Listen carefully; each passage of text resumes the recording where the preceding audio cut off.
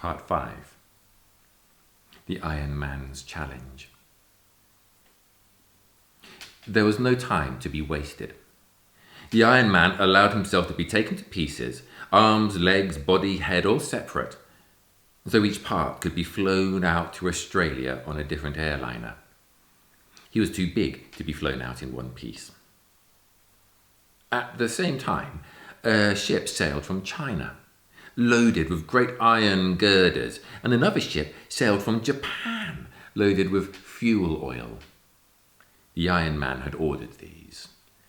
The girders and the oil and a team of engineers were unloaded on the beach of northern Australia, near the space-bat Angel Dragon's neck.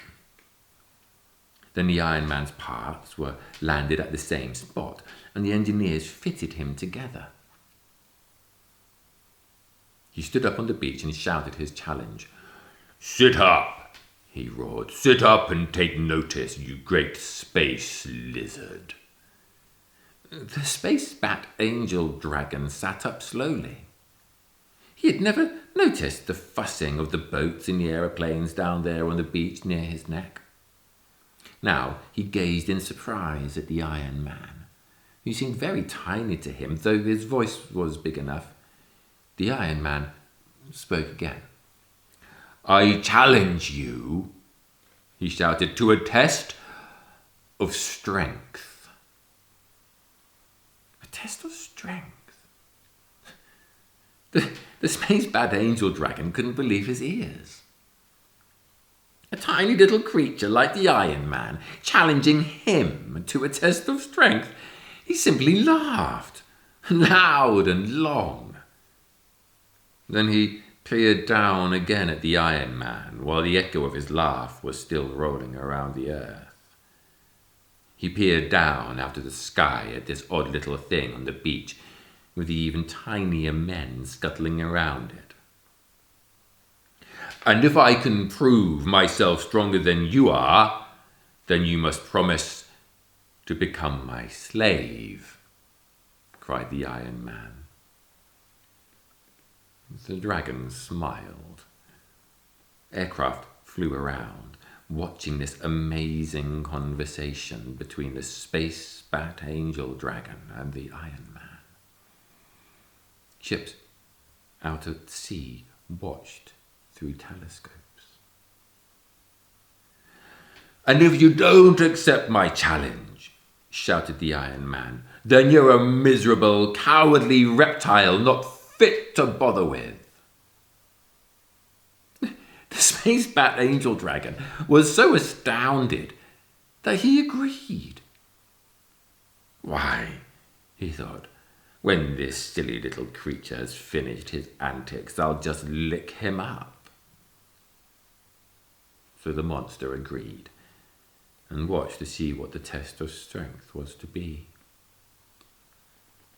After all, if he wanted, he could flatten the Iron Man with one eyelash. The engineers had fastened all the girders together in the shape of a grid, a huge iron bed the size of a house. Under this, they had made a steel-lined pit. Now they poured fuel oil into the pit. The space-bat Angel Dragon watched. Now they lit the fuel oil, and the flames roared up fiercely through the bars of the grid. And now the space-bat Angel Dragon got his first shock. The Iron Man was stretching himself out on his back on the grid among the flames. His ankles crossed, his hands folded behind his head, just as if he were in bed, while the flames raged under and around him. The monster stared down, and the Iron Man smiled up out of the midst of the flames. The flames became fiercer. The grid became red hot.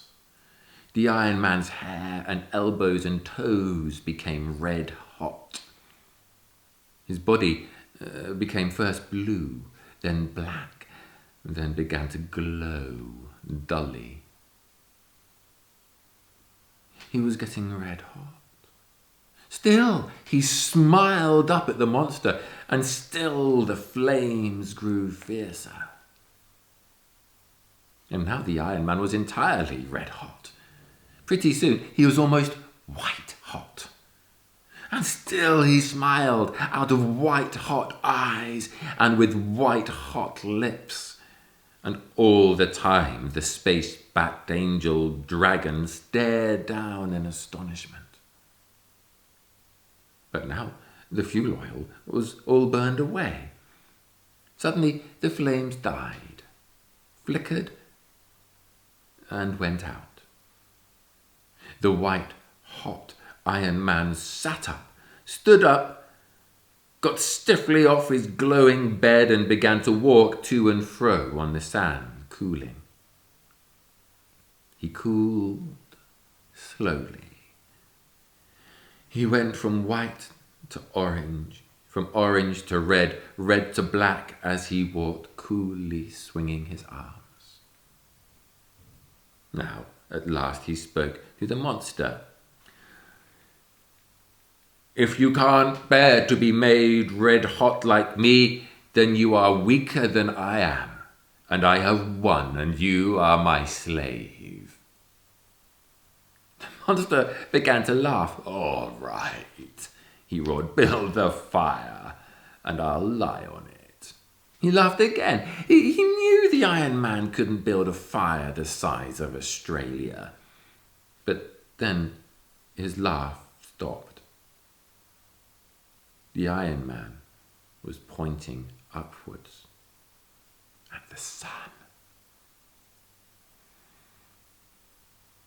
"There is the fire for you," he shouted. "You go and lie there. Go and lie on the sun till you are red hot." The monster gazed up at the sun. He felt strangely cold suddenly. But how could he refuse? All right, and he set off. With slow, giant wing beats, he lifted his immense body off the earth and flew slowly up towards the sun while the whole earth watched.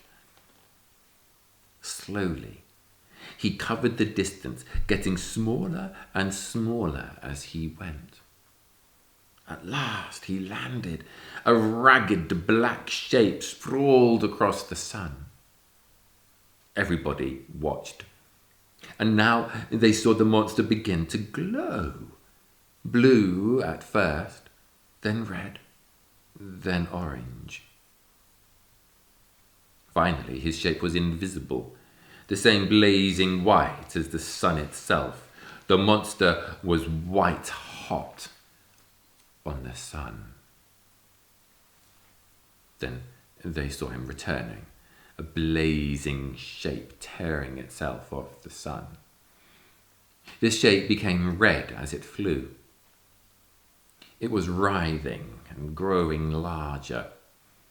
Slowly, once more, it became the black bat-winged shape of the dragon flying back to earth, down and down, bigger and bigger, cooling as he came until, bum! He landed, this time much more heavily than before on Australia. He landed so heavily that all over the world bells tumbled out of church towers and birds' eggs were jarred out of their nests.